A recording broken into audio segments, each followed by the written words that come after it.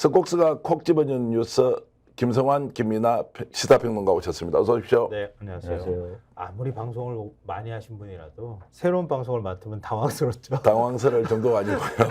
그래도 최선을 다해야 한다 이런 생각으로 오늘 김성환, 김민아 평론가 모시고 잘 해보겠습니다. 알겠습니다. 잘 부탁드리겠습니다. 아니 우리가 제가 잘 잘못했는데. 우리가 잘 네. 부탁드려야죠. 높으신 분을 모시니까 옷깃을 여미게 됩니다. 이렇게 잘해야 되는데 오늘 좋은 모습 보여드려야 아, 그렇죠. 연봉 협상에 유리하다. 그렇죠. 얼굴에 진심이 느껴집니다. 아 이거 불편하네요. 아이고 저도 뭐 아니, 영광 저는 편합니다. 네, 이렇게 편할 수가 없어요. 네. 그렇습니다. 마음이 편하고 몸이 편하고. 좋습니다. 자, 네. 그래서 오늘은 이제 어떤 소식부터 시작할까요? 네. 이종섭 파문은 많은 분들이 저희가 연일 전해드리고 있기 때문에 잘 아실 것 같아요. 이종섭 전 국방부 장관, 호주 대사가 급거 어제 귀국을 했지 않습니까? 오전 9시 무렵에 인천공항을 통해서 귀국을 했는데요. 거기에 대해서 오늘 한번 쫙 어떤 얘기들이 담겨 있는지 좀 풀어볼까 하는데요. 일단 이종섭 파문이 지금 수도권 선거 판세에 어떤 영향을 미치고 있는가, 아니 전국 그 선거 판세에 어떤 영향을 미치고 있는가, 이걸 다룬 신문들이 있습니다. 그 신문을 중심으로 해서 저희가 먼저 소식을 전해드릴까 합니다. 그래서 소제목을 하나 단다면 이종섭 파문에 흔들리는 서울 표심, 이렇게 정리할 수 있을 것 같아요. 먼저 동아일보 1면을 저희가 보여드리겠습니다. 네, 이게 민주당하고 국민의힘이 자체 판세 분석한 걸 동아일보가 그걸 또 취합을 해가지고 지금 정리를 한 기사인데요.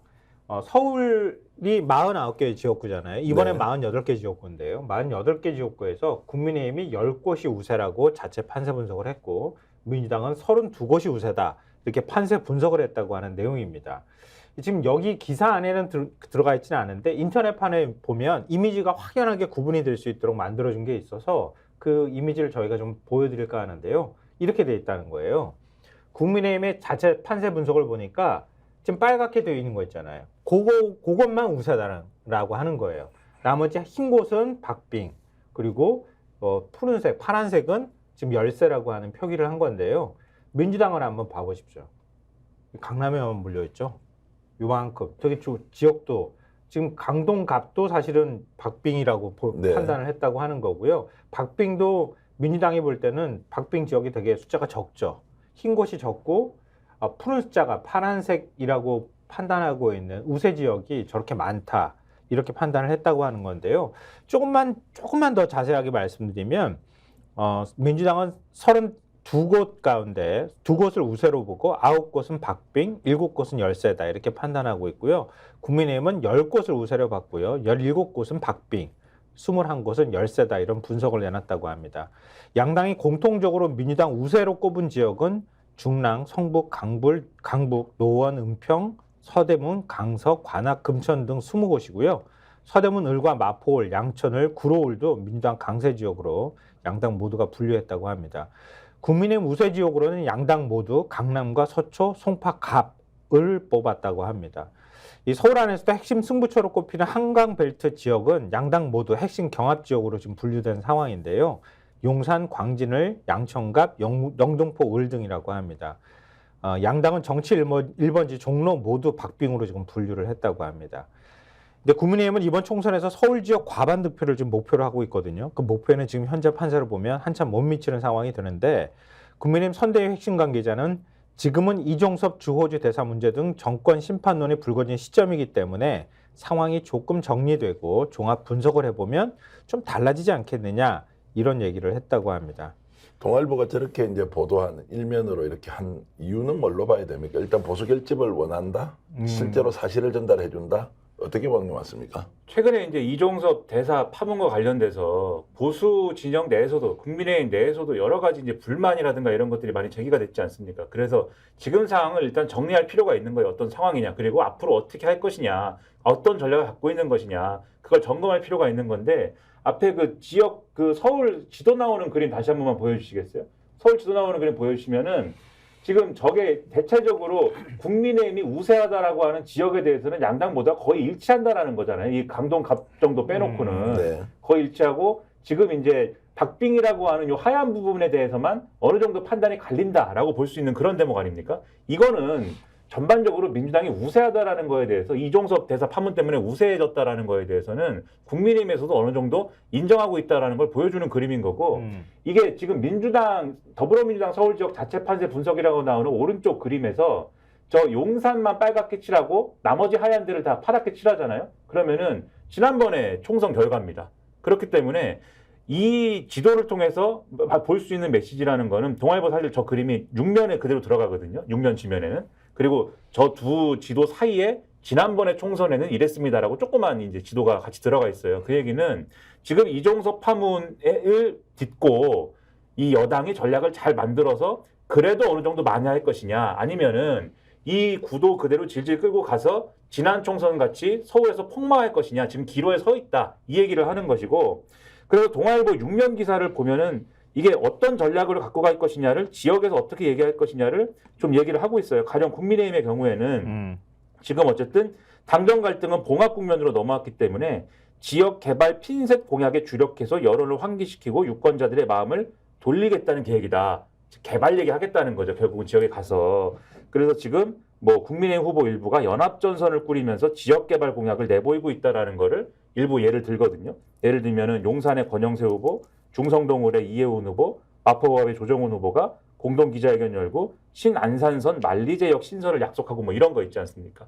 이런 거를 예로 들면서 뭐 그런 거 할 거다라고 예고를 하고 있는데 이게 민주당의 경우에는 지금 이제 다소간에 이제 이 지금 승부를 걸어야 될 지역도 있는 거지만 결국은 고물가 등의 경제 실정 문제를 집중 부각할 것이다. 이런 흐름에 이 무게를 두겠다라는 전략까지 이 기사에 소개를 하고 있습니다. 지금 이제 지역개발 공약 같은 거 내놓으면 네. 중도청이 움직여서 실제로 국힘을 좀 도와줄 수 있다 이렇게 볼 수 있습니까? 글쎄요. 이미 다 들어간 거 아닌가요? 아, 그렇죠. 윤 대통령이 사실 좀 뭐랄까 면역력을 키우게 만들어놨다 그래야 되나요? 네. 너무 많은 그 한겨레 신문 분석으로는 거의 1,000조에 가까운 돈을 뿌리겠다고 얘기한 상황이라서 이게 과연 실현 가능할까 이런 유권자들의 의문이 생기게 만들었다고 하는 거예요. 근데 그런 면에서는 이게 직접 영향을 미칠 수 있을까 하는 의문은 드는데 근데 역으로 한번 생각해 보세요. 판세가 점점 안 좋아지는 방향으로 흘러가는데 국민의힘 후보들이 할 수 있는 게 없잖아요, 사실은. 인물론으로 내세우거나 아니면은 그래도 지역에서 뭔가 새로운 돌파구로 만들 수 있는 건 지역 공약을 내세우는 것 외에는 달리 방법이 없을 거예요. 아마 궁여지책, 고육지책으로 이런 전략을 쓸 수밖에 없는 상황인 거고 민주당은 이 바람이나 이 분위기를 이용해서 윤석열 정권 심판론을 제기를 하는데 그 심판론에만 얹어가는 방식이 아니라 경제 실정이라고 하는 피부로 와닿을 수 있는 문제를 집중적으로 제기를 하면서 심판론을 좀 더 강화하는 방향으로 가겠다. 이게 큰 틀에서 전략이라고 볼 수 있는 거죠. 근데 이제 이런 구도가 지금 서울에만 국한되어 있는 그런 상황이냐? 그렇지 않다는 게 또 여당 입장에서는 그렇죠. 더 심각한 걱정거리인 것 문제라는 같아요. 거예요. 왜냐하면 중앙일보 4면 기사 보시면 제목이 백석도 힘들다 여당 비상 보수 중도층 결집 안간힘 이렇게 돼 있습니다. 이게 어떤 내용이냐면 최근 여권에서는 이대로 가다가는 백석도 건지기 힘들다는 말이 공공연하다. 이 기사를 제가 읽어드리는 거예요. 황상무 전 대통령실 시민사회석의 회칼 발언, 이종섭 주 호주 대사를 둘러싼 논란 같은 악재가 잇따라 불거졌고 이를 수습하는 과정에서 윤석열 대통령과 한동훈 국민의힘 비대위원장 갈등이 다시 부각이 됐다. 그 결과 최대 승부처인 수도권은 물론이고 전통적으로 여당 지지세가 강한 부산, 울산, 경남까지 흔들린다는 징후가 뚜렷하다라는 거예요. 그러면서 국민의힘 지도부 관계자가 중앙일보에 한 얘기가 나오는데 윤한 갈등으로 지지자들이 이 중요한 선거에서 용산과 당은 대체 뭘 하는 거냐는 불만을 터뜨리고 있다면서 지지층 결집이 안 돼서 지역구 80에서 90석, 비례 10여 석 정도에 그칠 거라는 위기감이 상당하다 이렇게 얘기를 하고 있다는 건데 그러면 부산 경남에서 실제로 어떻게 그런 거냐 이 기사에는 여권에 따르면 PK 중에서도 전략적 요충지인 낙동강 벨트에서 민심 위반 현상이 뚜렷하게 감지된다고 한다라고 이제 표현을 하고 있습니다. 그러면서 최근 일주일 안에 실시된 한국사회여론연구소, 한국리서치 등의 여론조사 결과를 종합하면 낙동강 벨트 10개 선거구 중에 국민의힘이 오차범위 밖에서 우세한 지역은 부산 사하을과 경남 양산 갑 등 2개였다. 오차범위 내인 접전지는 7개, 부산 북갑을, 사상, 강서, 경남 김해갑을, 양산을 이렇게였는데 그중 3개는 열세, 4개는 우세였다. 오차범위 밖에서 민주당에 지는 선거구는 부산 사하갑 1개였다. 이렇게 기사를 전하고 있거든요. 인터넷판에 보면 이 여론조사 결과들을 그래프로 정리를 해놨습니다. 한번 뭐 준비가 됐으면 한번 띄워주시죠. 이 정리해 놓은 걸 그래프로 보시면 좀 이해가 되실 텐데 낙동강 벨트 판세와 관련돼서는 지금 그림으로 보니까 전반적으로 어쨌든 원래 이제 영남 지역이라고 하면은 좀 비등비등하더라도 대체적으로 빨간색 국민의힘이 쭉 우세한 흐름일 것 같은데 지금 어쨌든 그렇지가 않다는 게 나온다. 요 한국사회 여론연구소가 부산일보하고 부산 MBC가 의뢰해가지고 조사한 결과에 따르면 요 밑에 개요가 나오죠. 개요 보시면 될 것 같고 다른 그래프도 있죠. 경남 지역의 낙동강 벨트 판세도 이거 쭉 보면은 물론 양산각 같은 경우에는 뭐 우세한 측면도 있습니다만 결과적으로 이렇게 쭉 종합해서 보면은 일방적으로 뭐 이렇게 유리하거나 그런 상황은 아니다라는 거를 지금 지적을 하고 있는 것이고 그리고 또 하나 이제 이 오면을 보면은 중앙일보 오면 기사 제목이 단독 과반 가능 야당 낙관 조수진 등 돌발 리스크가 변수 뭐 이렇게 써 있어요. 조수진 변호사 얘기 좀 이따 좀 할 건데 이게 이 기사 내용을 쭉 보면은 이 소위 말하는 이제 최근에 이재명 대표도 이 좀 탄핵을 시사하는 발언이나 이런 것들도 하고 그 다음에 야당의 일부 후보들이 200석 얘기하고 뭐 야권 다 합쳐서 200석 얘기하고 이런 측면들이 있지 않습니까? 근데 거기에 대해서 지금 야당 지도부가 민주당 지도부가 경계령을 내리고 낙관론을 좀 지금 얘기할 때가 아니다 이렇게 얘기하는데 공식 목표는 151석이지 않습니까? 근데 요거에 대해서 이렇게 해설을 하고 있어요. 151석이라는 수치가 표정관리용만은 아니라고 한다. 복수 야권 관계자에 따르면 조국혁신당의 비례의석을 내주더라도 자체 과반이 가능하다는 게 당 차원의 판세분석 결과다. 이렇게 얘기를 하면서 민주당은 부산에서도 자당 후보들이 선전한다는 여론조사 결과를 고무적으로 받아들이고 있다. 이렇게 전하고 있습니다. 그러니까 종합하면 부산 경남 판세를 봐도 민주당의 전체 구도가 유리하다는 건데 여기서 하나만 더 말씀드리면 아주 특이한 여론조사 결과가 하나 있어요. 부산일보하고 부산 MBC가 한국사회 여론연구소에 의뢰해서 18일에서 19일간 만 18세 이상 503명을 대상으로 부산 연제구에 대해서 ARS 조사를 실시를 했는데 딱 야권 단일 후보가 노정현 후보인데 진보당 후보입니다. 그리고 상대가 국민의힘의 김희정 후보거든요. 노정현 후보가 47.6%, 김희정 후보가 38.3%. 그래서 오차 범위가 95% 신뢰 수준의 플러스 마이너스 4.4%포인트인데 오차 범위 바깥에서 노정현 진보당 후보가 앞서는 걸로 나온 거예요. 그러면 이거는 민주당 후보도 아닌데 지고 있는 거 아닙니까? 국민의힘이. 그 여기에 대해서 야권 관계자 중도 민심이 날로 정권 심판론에 기울고 이종섭 대사 귀국 논란까지 겹친 결과다라고 얘기하고 있어서 요 대목만 봐도 부산 심상치 않다. 이걸 중앙일보가 전하고 있는 거예요. 짧게 질문을 좀 드려야 되겠는데요. 이제 총선에 보통 들어오면 여야 간의 금결하는 게 있습니다.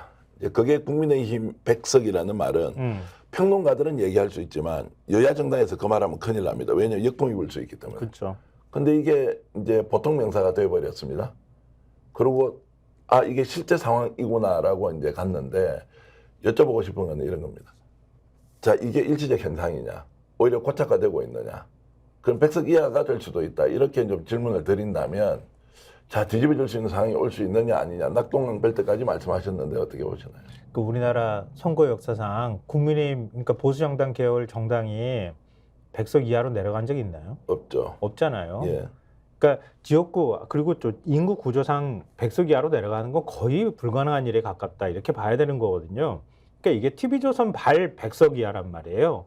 TV조선이 지금 똑같이 지금 보수신문에서 경고하는 것 같이 스폭스가 이번 주 월요일입니까? 네. 저희가 정확하게 전해드렸습니다. TV조선이 100석 이하가 될 수도 있다라고 보도했다. 매우 정확한 스픽스의 스폭스. 그러니까 대통령이 고집을 피우는 상황에서 이대로 가면 다 죽어. 이런 메시지를 계속 던져준 거란 말이에요. 지금도 역시 그런 메시지 맥락 위에 같이 올라가 있는 얘기들 하고 있는 거다 이렇게 봐야 되는데 그러니까 100석 이하라는 말은 좀 상징적으로 이대로 가면 다 죽는다. 이걸 표현하는 거니까 뭐 후보들 입장에서는 얘기할 수 있잖아요. 근데 그런 얘기들이 계속 지금 나오고 있는 거죠. 위기다 이런 얘기들이 나오는 건데 그럼 그 위기를 어떻게 돌파할 거야? 이런 거에 대해서 머리 싸매고 고민하는 신문이 한 곳이 있어요. 거의 뭐 여당의 지도부 격에 네, 그렇죠. 네, 거의 뭐 브레인 역할을 하시는 기단 신문이 주머니를 있어요. 갖고 있는 신문이 있습니다. 네. 그 신문이 조선일보죠 결국. 네, 조선일보 맞습니다. 같은 경우는 그러니까 지금 쭉 말씀드린 이러한 동아일보나 중앙일보의 이런 보도는 결국은 지금 여당 내 후보들이 지금 말씀하신 것처럼 아우성을 치고 실제로 여론조사 결과도 이렇게 안 좋게 나오니까 어떡할 거야? 이렇게 묻는 거에 가까운 거거든요. 야, 이런데 지금 여당 지도부, 한동훈 비대위원장, 윤석열 대통령 계속 이럴 거예요? 라고 묻는 거에 가까운데 조선일보는 거기에 코치를 합니다. 조선일보 1면 보여주세요. 조선일보 어떻게 코치하냐? 성범죄 2차가 야당 조수진 파문. 바로 이걸 1면에 씁니다. 오늘 우리 조수진 변호사가 이 프로그램 진행했기 때문에 조수진 변호사에 대한 말씀 드리는 게 굉장히 개인적으로 마음이 아프고 여러모로 갈등이 있음에도 불구하고 말씀을 드리는데 1면에 이거를 쓴 언론이 1면에 이렇게 크게 바로 1면 최상단에 쓴 언론 물론 이제 한국일보도 사퇴했다는 기사를 쓰긴 했습니다만 저런 식으로 쓴 거는 조선일보가 딱 유일하고 조선일보의 특이한 점은 그럼 이렇게 썼으면 다른 신문들은 1면에 거의 뭘 썼느냐? 이종섭 대사가 귀국했다를 다 썼습니다. 없어요 1면에. 조선일보 1면에 이종섭이 없고 그럼 3면을 일단 먼저 보여주시고 네. 그 다음에 이종섭 기사를 어떻게 다뤘는지 저희가 보여드릴게요. 그리고 한 면이 이렇게까지 그렇죠. 보도를 했죠. 한 면을 털어서 거의 보도를 한 거나 다름이 없이 야권에서 어떤 반응을 보였는지까지 저렇게 인격 모독이라고 받아들일 수 있는 정도 수준의 얘기까지 제목으로 그리고 뽑아놨거든요. 밑에 박원순 시즌 2인가 이게 네. 있어요 또 제목이 이런 식으로 이 나오고 이 신문을 쭉 아무리 넘겨봐도 이종섭 대사 문제 기사는 없는 가운데 네. 딱 하나 찾았습니다. 눈 크게 뜨고 이종섭 대사 기사가 나오는 지면을 보여주세요. 저 밑에 있습니다. 근데 저 기사도 이종섭 대사와 관련돼서 뭐가 부적절하다 뭐 이런 얘기가 아니에요. 이종섭 대사는 귀국을 했다. 소환 조사해달라고 요구했다. 공수처는 검토하겠다라고 했다. 이런 내용인데 제목만 보면은 뭐 중립적인 기사인 것 같은 느낌도 있죠. 근데 내용을 보면은 그다지 중립적이지도 않습니다. 뭐라고 돼 있냐면 저 귀국한 이종섭 소환 조사해달라 공수처 검토하겠다. 이 기사 내용이 뭐냐면 이 수사팀에서 검토하겠다라고 했는데 법조계에서는 공수처는 이 대사가 당장 시급한 조사를 회피하려 출국한 것처럼 설명했지만 막상 소환을 요구하니 바로 조사를 할 정도로 준비가 된 것 같지 않다는 지적이 나왔다. 이렇게 얘기를 하면서 공수처는 12일 추가 조사가 반드시 필요하다고 했고 18일에는 출국을 허락한 적이 없다고 했다. 이렇게 마치 공수처가 언론 플레이를 한 것처럼 써놨어요. 근데 저희가 이 자리에서도 수차례 말씀드렸습니다만 아니죠. 수사가 지나치게 지금 늘어진 것도 아니고 그리고 지금 수사 준비가 안 된 상황에서 수사를 해달라고 하는 것 자체가 외압일 수 있는 것이고 또 지금 이 대사의 출국을 허락한 적이 없습니다라고 공수처가 주장한 거는 먼저 대통령실이 공수처도 이종섭 대사의 출국을 허락한 겁니다라고 해서 공수처가 그건 아닌데요? 라고 한 맥락이었는데 그 전에 얘기는 똑 빼고 공수처가 마치 언론에 우리는 허락 안 했는데 나갔습니다. 이렇게 얘기한 것처럼 얘기하고 있는 거 요것만 딱 써놓은 거예요. 그러면 조선일보가 보여주는 전략은 뭐냐? 이종섭 앞에 이제 왜 여당 후보자들이 아우성치고 있느냐의 핵심 문제를 이종섭 대사 문제다라고 말씀드렸죠. 이종섭 대사 문제는 이제 없고 그 얘기를 조수진 변호사 문제로 덮으려고 했던 거예요. 그런데 오늘 아침에 조수진 변호사가 새벽에 사퇴를 했습니다. 네. 그래서 이게 뭐 이게 조선일보 전략이 맞냐 틀리냐라는 얘기는 있겠지만 일단은 이거를 끄는 효과가 지금 있을 것이다. 이렇게 말씀드리겠습니다. 뭐 어찌됐든 간에 조수진 변호사 문제에 대해서는 저도 안타깝게 생각하지만 민주당이 전략적으로 판단한다고 하는 측면에서는 이 조선일보 같은 이런 공세를 계속 그 이후에도 했을 가능성이 매우 높단 말이에요. 이렇게 조선일보가 나오기 시작하면 지금 야권에서도 특히 이제 시민단체에서도 안 좋은 반응이 나오고 있기 때문에 야권도 분열되는 양상이 나오고 보수신문에서는 적극적으로 이걸 공세를 밀어붙이거나 종편에서도 그럴 가능성이 매우 높았다 이렇게 볼 수 있고요. 근데 이 기사의 맨 끝부분에 붙어있는 한동훈 비대위원장 말이 있어요. 이 얘기는 제가 꼭 전해드려야 될 것 같은데 한동훈 비대위원장이 지금 공수처 수사 관련해서 이렇게 얘기했다고 합니다. 이제 답은 공수처와 민주당이 해야 할 일이지 정부와 국민의힘이 해야 될 것은 아니다. 검사 오래 했지만 중요한 선거 앞두고 이렇게 시끄럽게 언론 플레이하고 직접 입장문까지 내는 수사기관을 본 적이 없다. 이렇게 얘기를 했다고 합니다. 사돈난말하고 있네 정말. 아니, 사돈난말. 진행자로서 중립을 지켜주세요. 아니 네. 그런 거 없습니다. 그런 거 없군요. 저는 네. 말씀을 드리는 건데. 그러니까 저도 우리 기대하고 말씀드린 거 그러니까 스폭스는 없는 얘기를 하는 건 아니고요. 있는 얘기를 저희가 들려드리는 거예요. 저도 있는 얘기를 했습니다. 언론 사돈난말하고 플레이의 귀재였지 않습니까? 한동훈 그러니까요. 검사가. 투통하면서 피 사실 줄줄줄줄 흘려주고 지금 이렇게 언론 플레이를 열심히 한 수사기관 본 적이 없다고 그랬는데 저는 당장 한 6, 7년 전에 봤어요. 박영수 특검팀이라고 벌써. 아니, 그걸 떠나서 법무부 장관 임명되고 난 다음에 그렇죠. 문재인 정부 때 피의자 인권보호나 이런 차원에서 피의사실 공표 못하게 했었잖아요. 네. 그리고 포토라인에 서는 것도 그때 엄격한 기준에 따라서 포토라인에 설 수 있도록 하자고 했는데 한동훈 법무부 장관이 딱 되자마자 제일 먼저 한 게 뭐냐면 검찰 예규 바꾸는 거예요. 얘기 바꾸는 게 뭐냐면 기자들하고 티타임하고 백브리핑 해주는 거예요. 그게 피의 사실 흘려주는 자리거든요. 그 제일 먼저 한 사람이 한동훈 위원장이에요. 그런데 지금 이렇게 얘기를 했다는 거예요. 검사 오래 했지만 중요한 선거 앞두고 이렇게 시끄럽게 언론 플레이하고 직접 입장문까지 내는 수사기관을 본 적이 없다. 아니, 그러니까 대선 때였잖아요. 그 탄핵 국면이 대선 때였는데 박영수 특검팀에서 직접 브리핑하고 직접 언론하고 열심히 소통하고 그 여러 가지 말씀하신 당사자가 그 당시에 한동훈 검사 아닙니까? 그러니까 누가 봐도 뭐 거짓말이 명확한데 본인은 전혀 그렇지 않은 것처럼 하는 것 국민들이 판단해야 할 것 같고요. 네. 저도 중간에 좀 끼어들면 조선일보 일면에 보도했던 조선일보 연사 관련 기사 한 번 더 띄워주시죠. 제가 이제 저 기사 그리고 3면에 정말로 인격 살인하는 듯한 그런 그 카피 있지 않습니까? 인간부터 되라 이런 말에 대해서 제가 한 말씀 드리면요. 조선일보가 이렇게 한 사람을 악마로 만들고 있습니다. 진위 여부를 가려야 하고 의견이 다를 수 있습니다. 변호사 윤리 규정은 어떻습니까? 피의자를 위해서 적극적으로 변론해야 되는 거지 않습니까? 자, 변호사가 판사입니까? 이런 부분이 감안해 달라고 요구하는 것은 대한민국 모든 변호사가 그렇게 하고 있는 것이고요. 최종 판단은 판사의 몫이지 않습니까? 그런데 어떤 사람은 변호사를 청부업자라고 이렇게 얘기하면서 인격 살인하는 거 도대체 도무지 이해할 수 없다 이런 말씀을 좀 드리면서 어쨌든 민주당이 전략적으로 저렇게 결정했다고 하지만 그 전략이 과연 맞는 것인지 저는 의문을 많이 갖고 있다 이런 말씀 네, 좀 드리겠습니다. 알겠습니다. 안타깝습니다. 네, 말씀하신 이제 그런 논리에 대한 또 시민단체 반론도 있고 해서 네. 그 부분도 이제 소개를 해드려야겠지만 그럼 네. 이제 좀 길어질 것 같아서 네. 다음에 또 말씀드려야 될 게 있으니까 네. 다음 주제로 넘어갔으면 그렇게 하겠습니다. 하겠습니다. 예. 그러면은 지금 보도신문이 이종섭 문제 일단 조선일보만 기준으로 해서 말씀드리면은 이종섭 리스크는 이제 갔다 없어졌다 이렇게 보는 거잖아요. 그리고 이제 없어졌으면 좋겠다. 없어- 없어지게 만들어주겠다. 자기들이 생각할 때는 없어졌다 이렇게 없어지게 우리가 만들겠다. 조선일보는. 네. 그렇게 보는 거고 이렇게 판세가 지금 안 좋은 거야 이렇게 경고의 메시지도 동시에 같이 던지고 있다고 말씀드렸잖아요. 그럼 그 당사자인 이종섭 문제는 어떻게 되는 것인가 이 부분에 대해서 좀 접근해 볼 필요가 있겠죠.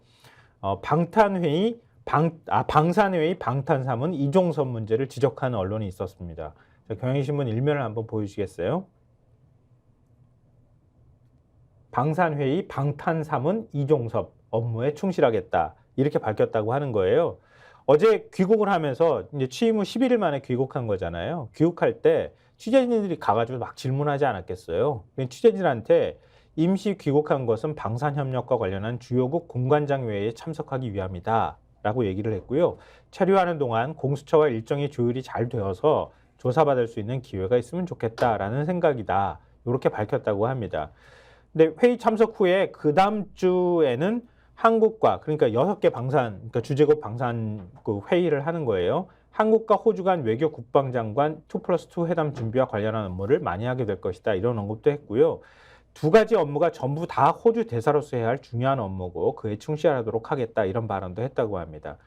근데 이게 방산협력 대상 6개국 주재 이걸 뭐라고 해야 돼? 왜 제외공관장 회의라고 해야 되는 거죠? 제외공관장으로 회의. 표현할 수 있죠. 제외공관장 회의를 하겠다고 엊그제 발표를 한 거잖아요. 엊그제 대통령이 이종섭 대사 들어오고 그다음에 황상무 시민사회수석 자진사퇴 수용하고 사의 수용한 결정을 했던 그날 급조해서 만들었다. 이걸 저희가 어제도 다 전해드렸어요. 그 얘기를 다시 거론을 하는 거예요. 결국 방탄을 위해서 좀 들어온 것이 아니냐, 방산회의를 방탄 삼은 것 아니냐 이렇게 경향신문은 지적을 하고 있습니다. 그리고 한겨레신문 기사도 좀 보여주셨으면 좋겠는데 한겨레신문 일면 보시면 기사의 결은 조금 달라요. 이종섭 귀국으로 문계려는 용산 좀 더 세죠.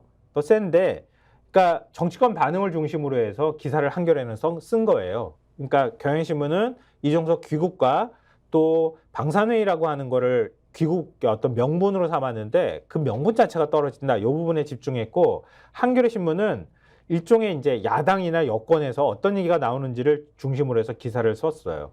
그러니까 야당이 이 사안을 정권 차원의 게이트로 규정하고 있고 또 해임과 출국 금지 등을 요구하는 공세를 펴고 있고 여당 일각에서도 귀국은 사퇴 해결의 시발점이다. 이러면서 이대사 사퇴 요구까지 지금 나오고 있는 상황이다. 이런 얘기를 전하고 있는데요.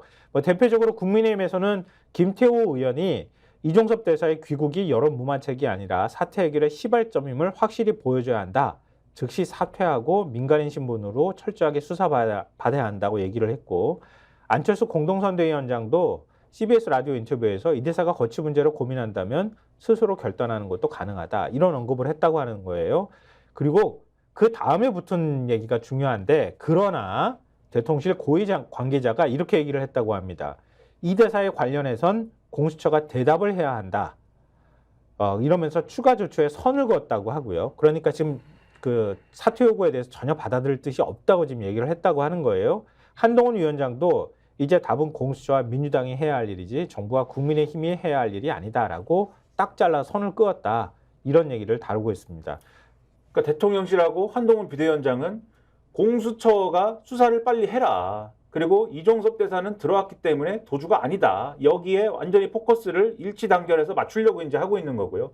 그리고 공수처를 향해서 압박을 하는 거죠. 만약에 조사를 지금 하면 이거는 맹탕 조사가 된다.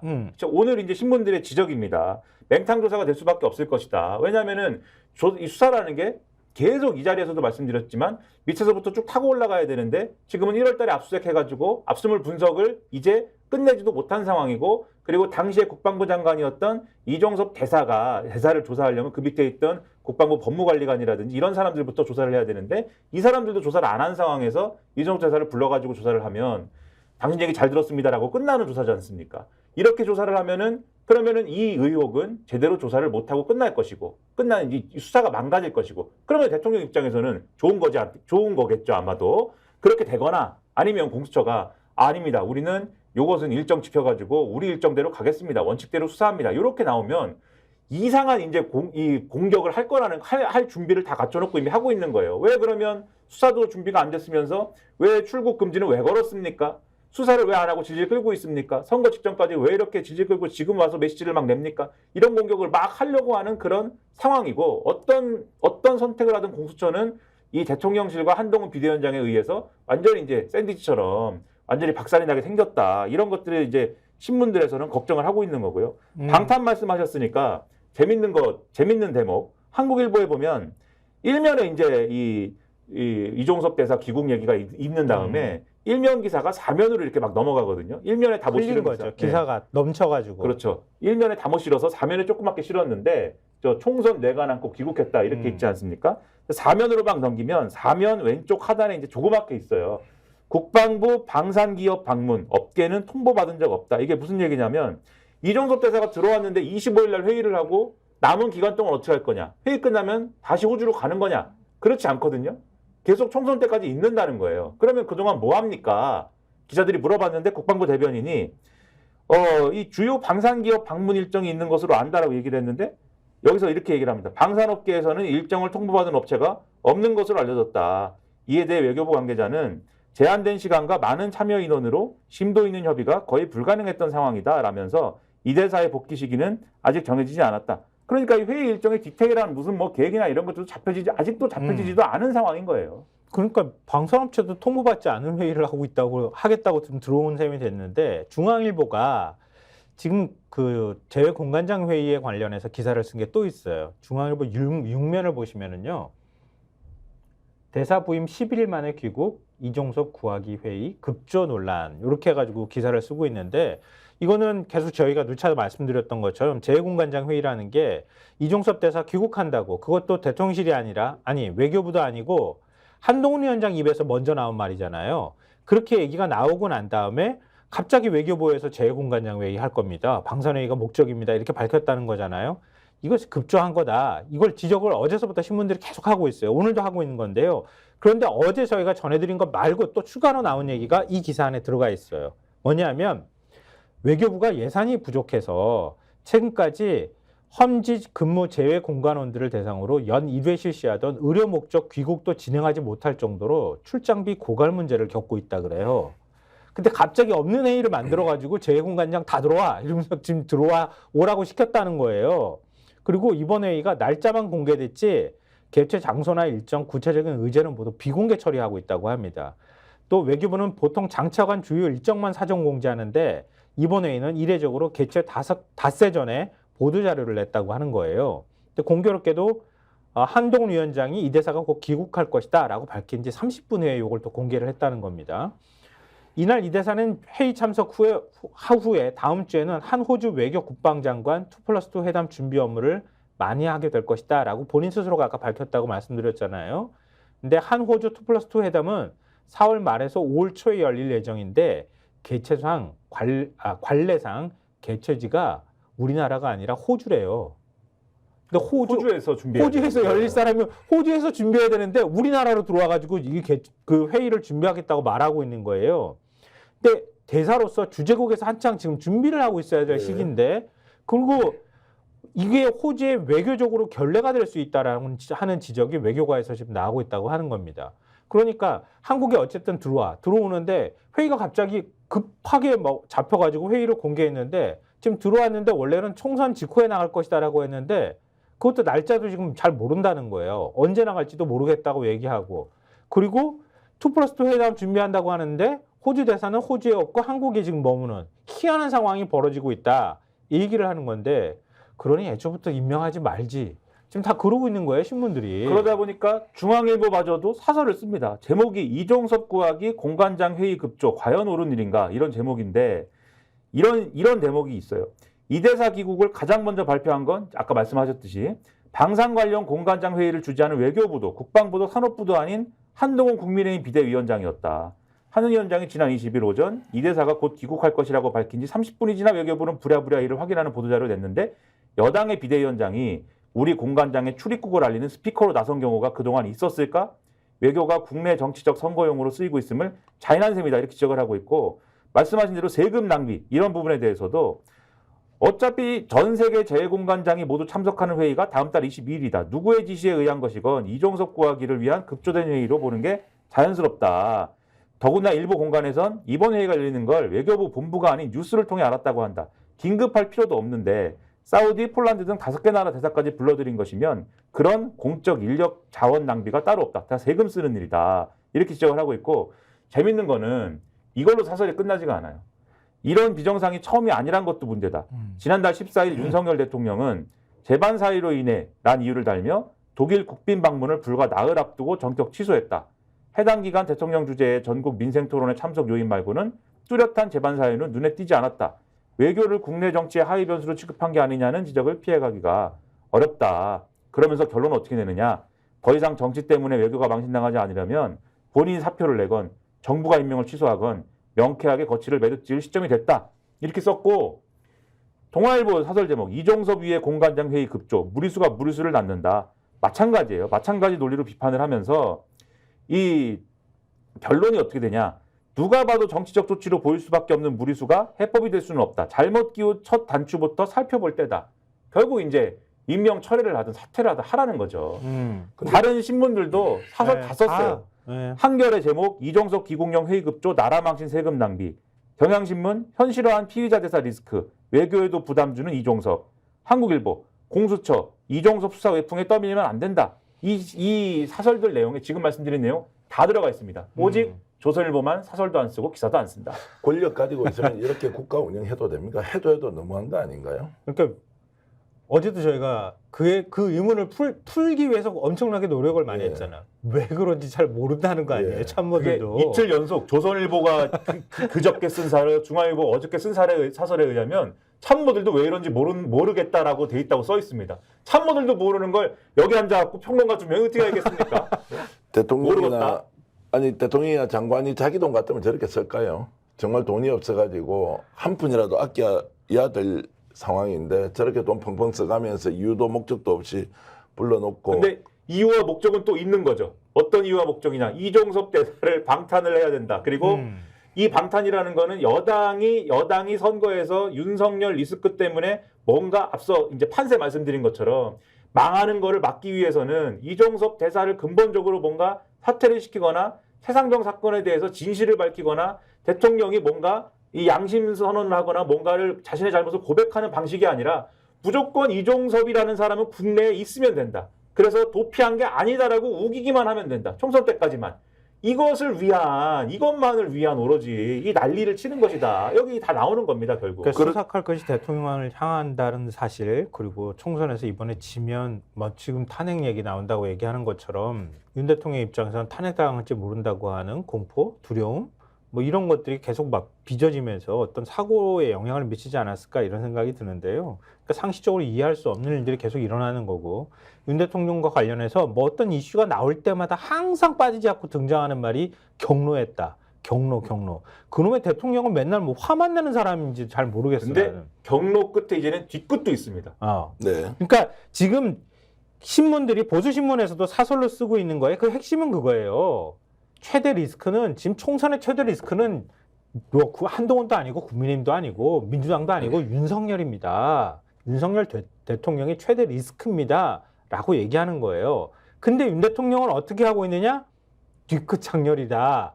이걸 지금 그 다음부터 저희가 전해드리려고 해요. 한겨레 신문 오면 보여주세요. 딱 제가 말씀드렸던 그 내용인 거예요. 용산발 악재 또 터질라. 국힘 총선 최대 리스크가 된 윤 대통령.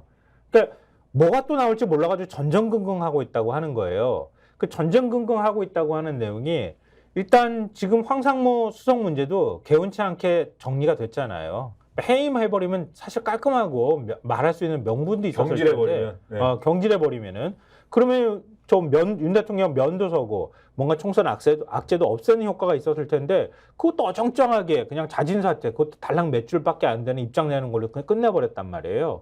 그것도 찜찜한 상황인데 이종섭 대사 관련되는 문제 처리하는 거 보면 이거는 그냥 이것도 역시 경질해버리면 그만이잖아요. 그냥 대사 그만둬 이러면 그냥 그냥 깔끔하게 끝나고 총선 그냥 모드로 들어가 버릴 텐데 계속 뭔가가 질질질 남아있는 상황인데 거기다가 또 뒤끝 장렬이 하나가 있었잖아요. 이철규 공관위원, 이철규 의원이 한동훈 비대위원장을 향해서 국민의 미래 비례의원들 선정한 거 번호 순번들이 잘못되고 했다고 정면으로 치받는 일이 있었잖아요. 근데 이철규 의원 뒤에 윤 대통령이 있다는 사람을 있는지 모르는 사람이 누가 있겠어요. 다만 한동훈 지도부는 저거는 이철규 의원 개인이 꽂으려는 사람들이 비례대표 순번에 반영이 안 돼서 그런 거야 라고 얘기를 했고 그렇게 주장을 하니까 또 이 보수 언론이라든가 보수 진영에 속한 분들은 그게 대통령이 뒤에 있을 수도 있는데 이철규 의원이 정말 저 지도부 설명대로 본인이 꽂으려는 사람들이 반영이 안 돼서 저러는 것일 수도 있어. 해석이 분분하지. 이랬거든요. 그런데 그게 아니다. 대통령이 뒤에 있다는 게 확실시된 사건이 벌어진 겁니다. 그러니까 대통령이 제일 넣기를 바랬던 사람, 대표적인 인물로 꼽혔던 거. 그 이철규 의원도 인정했던 게 주기한 광주시당 위원장이에요. 그러니까 검찰 수사관 오래 했고 20년 동안 대통령하고 인연이 있다고 하는 사람이잖아요. 근데 결국 비례를 못 받았어요. 그러니까 당선 안정권에 들어가지도 못했고 거기에 들어가지 못했다는 거, 호남 인사를 배려하지 않았다는 이유로 본인 스스로가 사퇴해 버렸어요. 네. 그러니까 그리고 난 다음에 그냥 그 문제는 정리됐나 보다. 감정적으로는 굉장히 아마 용산에서 서운하겠지만 이렇게 생각했는데 어제 윤 대통령이 민생특보로 임명을 해버렸죠. 주기한 전 광주시당 위원장을 임명했다고 하는 거예요. 이걸 동아일보가 사면에서 전하고 있는데요. 기사 내용을 일단 전해드릴게요. 네, 저 아래에 있죠. 주기한 비례 최종 배제 하루 만에 윤 민생특보 신설에 임명. 이렇게 되어 있습니다. 이 동아일보 기사 같은 경우에는 이 지금까지 말씀드린 그 맥락을 설명을 했어요. 그러면서 이철규 의원이 그렇게 반발한 지 하루 만에 대통령 직보 라인으로 발탁이 됐다. 이 주기한 특보가. 그러면서 뭐라고 설명했냐면 한 위원장을 향한 대통령의 노골적인 불쾌감이 드러난 인선이라는 평가가 나온다. 이렇게 평가를 하고 있고 대통령실은 이렇게 설명을 했대요. 임명하자마자 또 윤석열 대통령 불러가지고 임명장 줬거든요. 그러니까 사진도 찍었겠죠. 좋은 사진 찍었을 겁니다. 대통령 관계자가 동아일보에 이렇게 얘기를 했대요. 민생과제 발굴 및 민생토론의 후속 조치 점검 등을 위한 인선으로 안다. 이렇게 설명을 했는데 특보는 비상근의 무보수 명예직이지만 활동비, 사무실 등이 지원된다. 대통령의 신뢰 강도에 따라선 비정기적인 독대 보고도 가능하다. 이렇게 되어 있습니다. 그리고 주기한 특보가 얼마나 대통령하고 가까운 인사인가 이거를 부연을 해놨는데 이게 굉장히 중요한 대목입니다. 주 특보는 윤석열 대통령이 2003년부터 2년 동안 광주지검에서 근무할 때 수사관과 검사로 인연을 맺었다. 주 특보는 이 한 언론 인터뷰에서 이렇게 얘기한 적이 있어요. 저와 윤 당선인의 관계는 20년간 끊어진 적이 없다. 단순히 술 한잔하는 관계가 아니라 속내를 다 털어놓는 관계다. 술 한잔하는 관계다라는 게 굉장히 중요하다고 저는 생각이 되고 윤 대통령이 대구고검에 좌천됐던 시절 단둘이 술잔을 기울이던 사이로 알려졌다. 또 주특보는 1960년생으로 윤 대통령과 동갑이다 이렇게 돼 있거든요. 그런데 이 민생특보에 임명한 게 또 어떤 측면에서 보면 굉장히 무리수이다라는 느낌이 드는 대목이 있습니다. 뭐냐면 민생특보는 이날 신설된 거예요. 없는 자리가 만들어진 겁니다. 그러다 보니까 위인 설관 논란도 불거진다 이렇게 돼 있어요. 원래 특보 자리라는 거는 과거에 청와대 시절부터도 원래는 특보라는 게 공식 직제는 없지 않습니까? 대통령이 그냥 필요하다고 생각하면 막 만드는 자리거든요. 그러다 보니까 측근들 챙겨주는 자리 아니냐. 그래서 그때부터도 특보라는 건 무조건 뭐 이 위인 설관 아니냐라는 게 항상 있었는데 거기에 더불어서 주기환 특보의 아들 주모 씨도 대통령 비서실대 부속실에서 6급 행정요원으로 근무하고 있는 것으로 알려졌다. 사실 이 얘기는 지난번에도 한번 나왔어요. 작년에도. 맞습니다. 그래서 2022년 집권 초기 지지율 하락에 단초가 된 야권의 사적 채용 프레임에 다시 빠져들 수 있다는 우려도 감지된다. 이렇게 돼 있거든요. 그런데 이게 뻔히 사실은 우려되는데도 불구하고 왜 민생특보 임명했느냐. 결국은 말씀하신 것처럼 한동훈 비대위원장 향한 메시지다. 그렇게 보는 거죠, 지금. 두 가지로 봐야 되겠는데 하나는 아들과 아버지가 이제 대통령실에 함께 근무하는 상황. 맞아요. 두 번째 한동훈 봐라. 내가 이 사람 얼마나 챙겼는지 너에게 보여주겠다. 자, 이게 그러면 총선에 도움 됩니까? 아니면 그냥 내전이 계속 이어진다? 이렇게 봐야 됩니다. 그러니까 잠복해 있겠죠. 네. 그러니까 일종의 앙금이 계속 남아있다가 총선 끝나면 확 아마 그 앙금이 겉으로 드러날 거예요. 윤석열 대통령이 기록을 딱 남겨놓은 거예요, 지금. 네. 나 이 비례 순번 명단에 동의한 적 없어. 동의한 적 없어. 한동훈, 당신 내 말 안 들은 거야. 근데 지금 후보 그렇지. 등록해야 되지, 총선 치러야 되지, 지금은 일단 참을게. 그런데 분명히 나는 기록 남겨놨어. 그럼 이 뒤끝이 어디서 장렬될까? 총선 끝나고 장렬될 것이다. 요거를 또 칼럼으로 쓴 사람도 있다는 거예요. 네, 지금. 맞아요. 뭐 대다수 중앙일보 평론가들이 지금 총선 끝나면 두 사람은 결별할 것이다 이렇게 예측하고 있는 거죠. 네, 뭐 보수 진영에서 먼저 나오는 얘기예요. 우리가 먼저 나오는 게 먼저 하는 게 아니라 그 얘기도 저희가 이어서 좀 말씀을 드리겠습니다. 그 칼럼이라고 지금 김민하 평론가가 얘기한 게 시시각각이라고 하는 중앙일보 칼럼이에요. 김정화의 시시각각 이렇게 돼 있고요. 김정화 논설위원이 쓴 칼럼입니다. 윤 대통령의 손을 떠난 국민의힘 이게 제목이에요. 지금 뭐 수도권이 심각한 위기 상황에 빠졌다. 이건 아까 저희가 다 설명드렸잖아요. 그런 내용을 쭉 얘기를 하면서 이번 선거에서 윤 대통령을 지우기 위해 국민의힘이 무지하게 애썼다.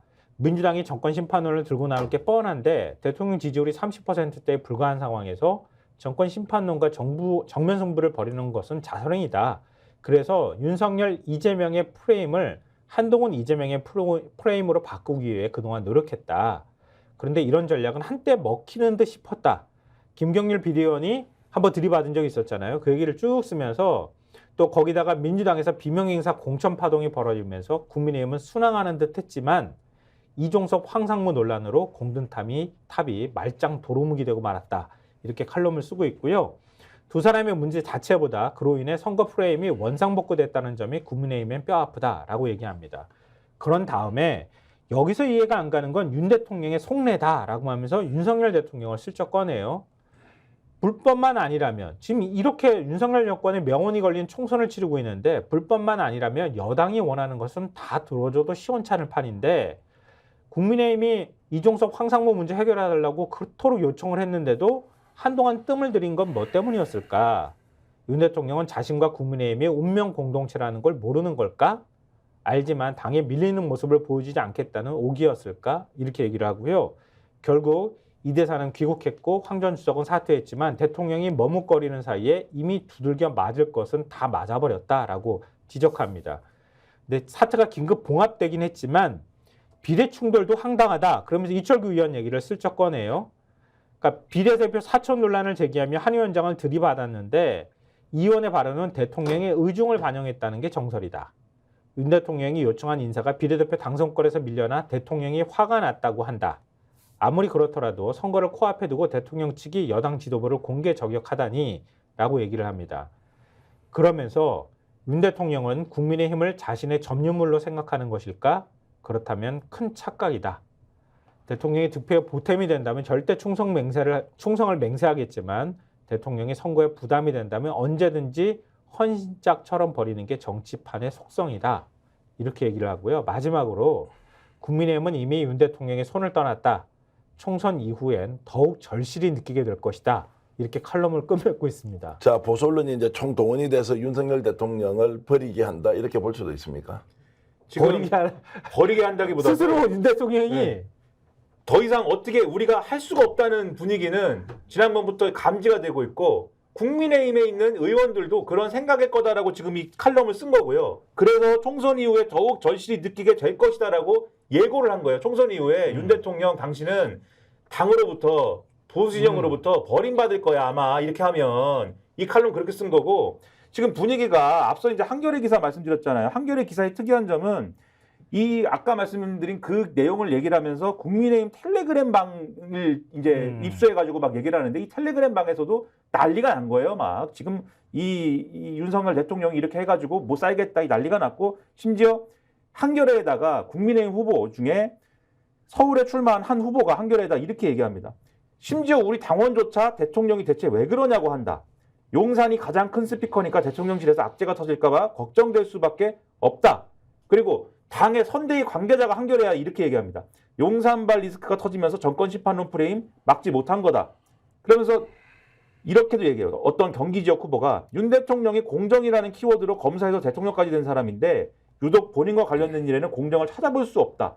그러니까 지금 선거 때여서 참고 있는 거지. 끝나면 어떻게 할 거냐. 이 얘기를 보수 언론도 하고 있는 건데 근데 지금 어쨌든 지금 이렇게 여러 가지 갈등이 불거지고 있는 사안 중에 또 하나 지지층 내에서도 갈등이 불거지고 있는 상황이 있어요. 이거는 우리가 볼 때는 황당한 상황인데 한동훈 비대위원장과 지금 국민의힘 지도부가 어쨌든 정권 심판론에 대한 어떤 이런 여러 가지도 있지만 중도층 공략을 위해서 이 정권 심판론을 희석시키는 뭐 그런 전략을 쓰겠다는 거 아니겠습니까? 그런 전략을 쓰겠다는 것 와중에 그동안 걸림돌이 된 게 도태우 후보, 이 장해찬 후보 이 문제 공천 문제였잖아요. 그래서 이 도태우 장해찬 후보의 공천을 취소해버렸더니 보수 지지층이 흔들리는 거 아니냐 이런 진단이 나오나 봐요. 그래서 그러니까 여론조사가 돌고 있는데 지금 부산 수영도 그렇고 대구 쪽에서도 민심이 심상치가 않은 거예요. 이게 무소속 출마를 선언했는데도 네. 여론이 잘 나오는 거야 네. 지금. 그래서 한동훈 비대위원장이 대구에 간 겁니다. 대구에 갔다.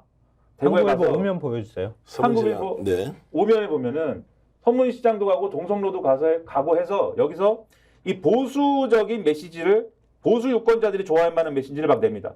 범죄자 연대와 종북 통진당 후계를 막을 수 있는 건 우리뿐이다. 그러니까 범죄자 연대, 이재명과 이재명의 범죄 세력과 통합진보당 후예들의 대한민국 주류 장악을 받고 대한민국을 지켜내야 되는 선거이다. 이러면서 대구에서 이번 총선을 진짜로 시작하겠다. 대구 경북의 힘이 전국으로 퍼져나가야만 이길 수가 있다. 막 이런 얘기를 하거든요. 그런데 왜 이럴까? 결국은 이게 보수 유권자층에 호소하는 거다라고 해석을 하고 있는데 저는 그 해석도 사실 대구 경북 유권자들 너무 무시하는 거 아니냐 이런 생각을 하면서 이런 기류에 대해서 조선일보라는 신문에 그 얘기에 대해서 하고 싶은 얘기가 있는데 윤 대통령이 그거 장면 보면서 얼마나 마음이 불편했을까?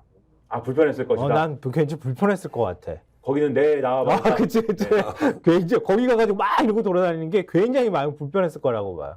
다음 주에는 박근혜 전 대통령 만난다는 거 아니에요? 그렇죠. 이런 행보가 오히려 그러면 중도층에는 어떤 메시지를 줄까? 이런 얘기를 사실 우리 스픽스에 있는 사실 참 훌륭한 평론가들은 그런 얘기를 할 텐데 조선일보는 다른 걱정합니다. 조선일보 제목이 국민의힘 총선 악재 다 털었나라는 제목이고 네. 코너가 광화문뷰 최재혁 기자가 썼는데 무슨 얘기를 하냐면 물론 이제 비슷한 걱정일 수도 있겠는데 여기는 보수 유튜버들을 꾸짖어요. 보수 유튜버들이 최근에 이 도태우, 장해찬 공천 취소나 이런 문제에 대해서 그리고 황상무, 이종섭 문제에 대해서 황상무, 이종섭 이 문제 아무것도 없는 건데 문제가 될 만한 게 아닌데 한동훈 비대위원장이 왜 윤석열 대통령 괴롭히고 들이받느냐 이런 문제 제기를 지금 하고 있다. 그래서 이런 것들에 대해서 왜 우파가 단결해야지 왜 분열하고 이간질하느냐 그러지 마라. 좌파들은 비명 행사 공천이 벌어져도 서로 감싸기 바쁜데 우파들이 이렇게 분열해서 해야 되겠느냐 이런 얘기를 지금 하고 있습니다.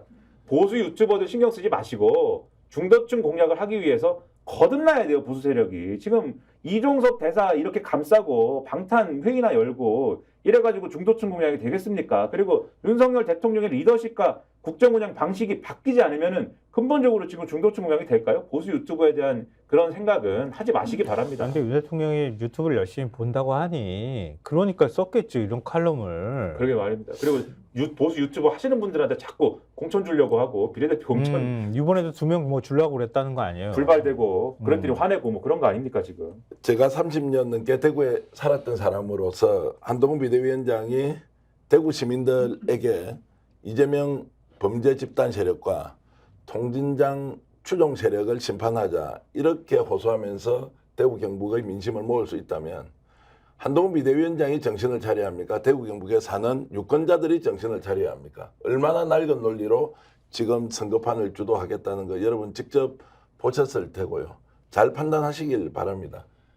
네, 오늘 그러니까 저희가 스콕스에서 구독자분들한테 전해드리는 거는요. 네. 이 정치가 굴러가는, 그러니까 지금 전국이 흘러가는 판세를 읽어드리는 거예요. 네. 그래서 저희가 세 단계로 구분해서 말씀드렸고, 이렇게 해서 지금 여건이 움직여가고 있고, 이렇게 하면서 지금 선거판이 움직여가고 있다는 거를 구독자분들이 이해하시면 좋겠어요. 그리고 늘 말씀드리지만 신문에 있는 얘기를 했습니다. 네, 예. 신문에 없는 얘기, 근거 없는 얘기를 한 것은 아닙니다. 뭐 네. 저는 계속 조심하겠습니다. 신문에 없는 얘기도 하는데 신문에 있는 얘기도 이렇게 잘 정리해 주시니까 저도 귀에 쏙쏙 들어왔고요. 연봉 협상에 좀 유리하겠습니다. 그럴 것 같습니다. 예, 지금 동시접속을 8,100분이 하고 계시고요. 심은정님, 조경희님, 여름의 수망님, 안순남님, 김평임님, 그리고 KUNG님. 여러분들 좋은 의견 주시는데 다 소개를 못했지만 김성환 평론가, 김민하 평론가가 잘 여러분들 의견 공유해서 앞으로 방송 편성에 반영하겠습니다. 그리고 하나 알려드리겠습니다. 이제 오늘은 이렇게 진행했지만 다음 주 월요일부터 김성환, 김민하 평론가 두 분이 단독으로 스콕스를 진행합니다. 프로그램도 독립시키고요. 또 내용도 훨씬 더 충실하게 준비하고 있는데요. 어제 하루 동안 이 두 분이 만들었던 스콕스가 무려 20만 회 이상의 조회를 기록하고 있고요. 이 프로그램 보면 모든 것, 오늘 어제 있었던 신문 정리 정돈 완벽하게 할 수 있다. 이런 평가를 받고 있으니 여러분 많은 성원 부탁드리고요. 하나 더 공지해드리면 다음 주 월요일부터는 8시 30분부터 9시 10분까지 김성환, 김민하 평론가가 진행을 하고 곧이어서 생방송으로 최경영, KBS 최강시사를 진행했던 최경영 기자가 월요일부터 금요일까지 정치본색을 진행한다는 말씀을 드리고 그러면 여러분들 훨씬 더 뜨겁고 또 중요한 내용 하나하나 스픽스에서 확인할 수 있다. 이렇게 말씀드리겠습니다. 시청해주신 여러분 고맙고요. 곧이어서 정말로 대한민국을 휘감고 있는 그리고 정말 현장에서 죽기 살기로 뛰어다니면서 좋은 정보 가지고 오는 신인규 변호사와 그리고 갑자기 이름이 생각이 나지 않습니다. 서용주 부대변인 모시고 심층토론 이어가겠는데요. 지금까지 스콕스 김성환 평론가, 김민하 시사평론가 감사합니다. 네. 너무 제가 TV의 홍보를 정치권색. 예. 다시 제가 말씀드리죠. 예. 구독, 좋아요, 사랑입니다. 예.